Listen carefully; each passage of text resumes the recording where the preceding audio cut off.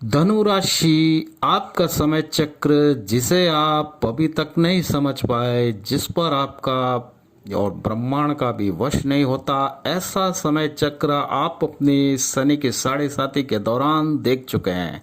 आज भी ये समय चक्र नहीं बदला। कई वर्षों से व्यापार हानि, नौकरी परेशानी, सांसारिक कठिनाइयों में है। व्यापार में उत्पाद की मांग बढ़ी, प्रोडक्शन भी हुआ, किंतु भाव ही न बढ़े। जो सेल किया उसका पैसा अटक गया, कर्ज की स्थिति स्वयं बनने लगी। बड़ी बीमारियां, प्राकृतिक आपदा ने आपके कमर को तोड़ दिया। अब आगे क्या होगा? क्या धनु लगन राशि के जातकों का समय काल शुभ समय चक्र की गति की ओर बढ़ेगा? बढ़ेगा, अवश्य बढ़ेगा। और कैसे बढ़ेगा, इसके लिए आप इस वीडियो को पूरा ध्यान से सुने व समझे। जय श्री राम। देवानां च ऋषीणां च गुरुं कांचन सन्निभं बुद्धिभूतं त्रिलोकेशं तं नमामि बृहस्पतिं। धनु राशि के महानुभावों, मेरा नमस्कार। धनु राशि पिछले 7-8 सालों से निरंतर बहुत संघर्ष की यात्रा की। जहां कामना पूरी न हुई, सफलता हासिल न हुई, शनि की साढ़े साथी से आपने जीवन के अंदर बहुत संघर्ष देखा।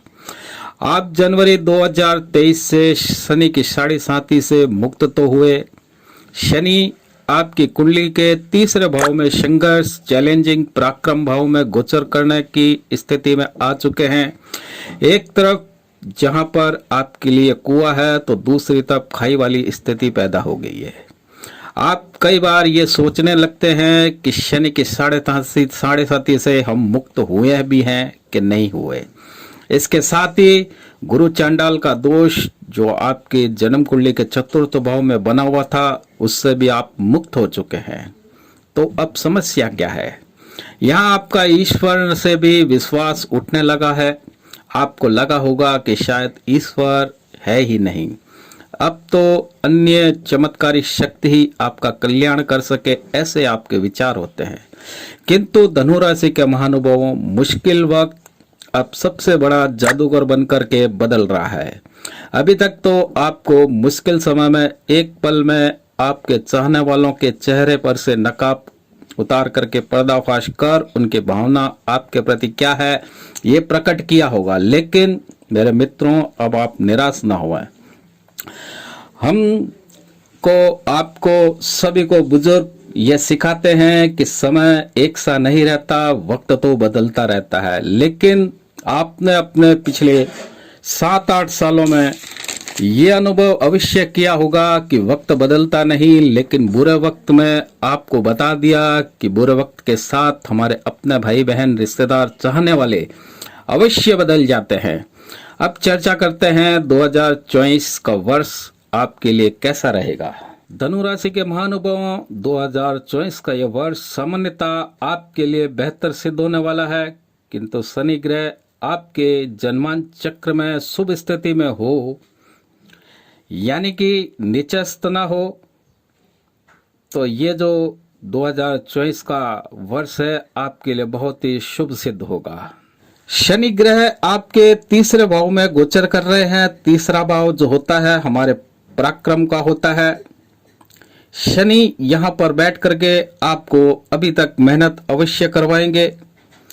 आपकी जो मेहनत का है पूर्ण लाभ मिलने के अंदर भी कुछ संशय रहेगा।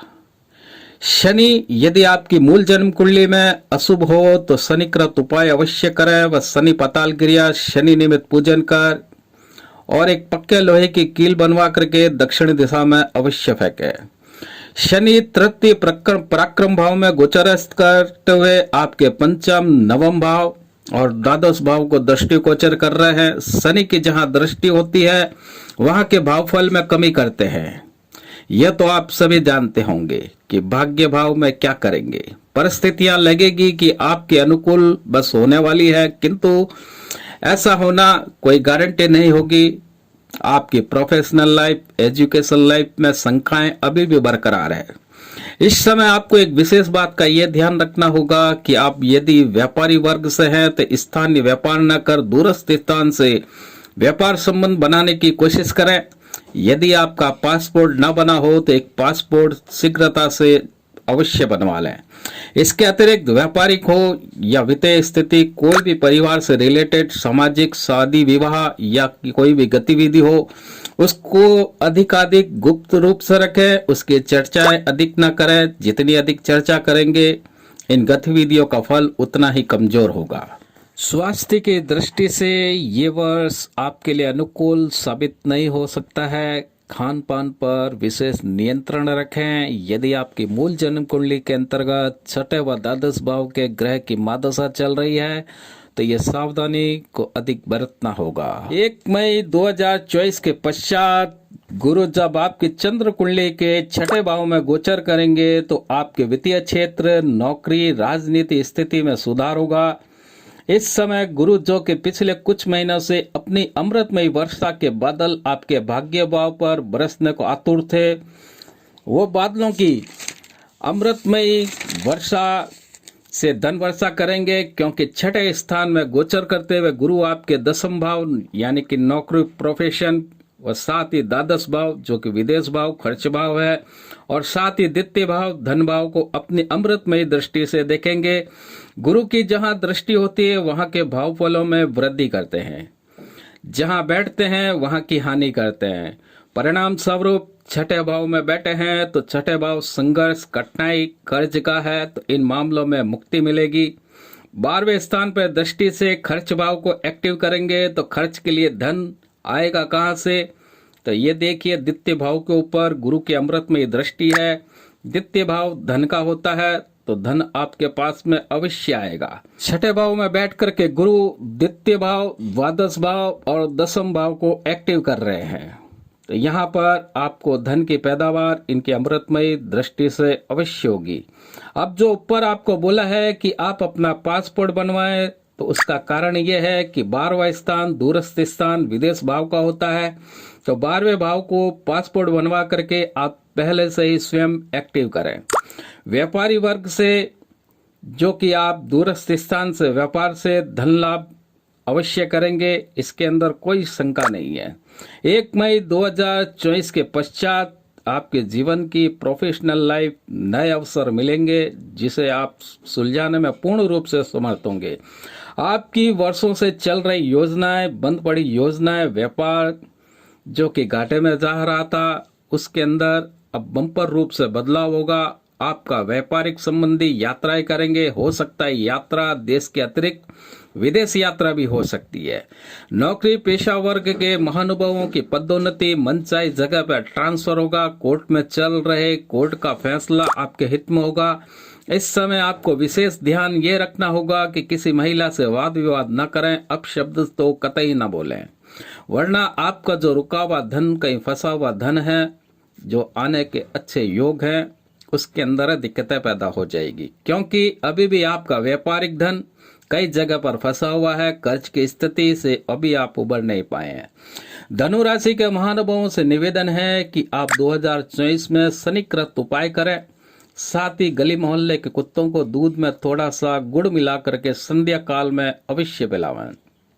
इसके अतिरिक्त 13 मास गुरुवार का उपवास करें। साथ ही किसी बगीचे में या मठ मंदिर की गौशाला की भूमि पर 4 केली व 1 केले का पौधा लगावें।